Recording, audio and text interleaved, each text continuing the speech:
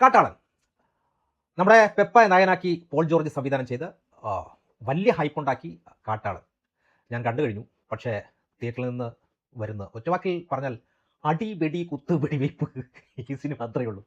ഇതിൻ്റെ ഒരു 2 മണിക്കൂർ നിന്ന് നമുക്ക് DJ ആസ്വദിച്ചിട്ട് വരാം. കഥയിലേക്ക് വന്നാൽ വലിയ ആഴമുള്ള കാര്യങ്ങളൊന്നുമില്ല. മലയാളത്തിലെ ഒരു KGF അല്ലെങ്കിൽ പുഷ്പ ലൈൻ പിടിക്കാൻ നോക്കിയതാണ്. പുഷ്പയിൽ ചന്ദനക്കടത്താണെങ്കിൽ ഇതിൽ നമ്മുടെ പെപ്പയും സംഘവും ആനക്കൊമ്പ് കടത്താൻ ഇറങ്ങിയാണ്. ആ കടത്ത് അതിനെ ചൊല്ലി ഉണ്ടാകുന്ന ഗാങ്സ്റ്റർ പോരാട്ടമാണ് സിനിമ എന്ന് പറയുന്നത്. സിനിമയിലെ ഏറ്റവും വലിയ പോസിറ്റീവ് ഇതിൻ്റെ ടെക്നിക്കൽ ക്വാളിറ്റിയാണ്. മലയാള സിനിമയിൽ ഇത്രയും വലിയ ക്യാൻവാസിൽ മേക്കിംഗ് ക്വാളിറ്റിയോടുകൂടി ഒരു പടം കൊണ്ടുവന്നതിൽ സംവിധായകന് പ്രൊഡ്യൂസർ ഷെരീഫ് മുഹമ്മദിനെയും സമ്മതിക്കണം. പ്രത്യേകിച്ച് ഇതിലെ ആനകളുടെ സീനുകൾ VFX ആണെന്ന് പറയേയില്ല, അത്രയും പക്ക ക്വാളിറ്റി.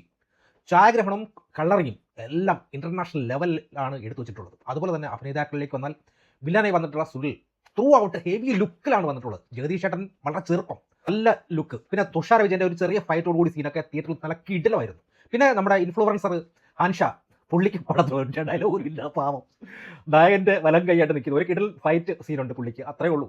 പിന്നെ ഇതിൻ്റെ നെഗറ്റീവ് പറഞ്ഞോടല്ലോ, തിരിച്ചും മരിക്കും. പിന്നെ ഇതിൽ നെഗറ്റീവ് പറഞ്ഞ് ശരിയാണോ എന്ന് എനിക്ക് അറിഞ്ഞൂടാ. എന്തായാലും പറയാതിരിക്കാൻ പറ്റില്ലല്ലോ. എന്തായിരുന്നാലും എൻ്റെ രവി ബസു എന്തുവാ ഇത്, ഇതൊന്ന് KGF ചെയ്ത ഞങ്ങളൊക്കെ ഞെട്ടിച്ചൊരു മനുഷ്യനല്ലേ.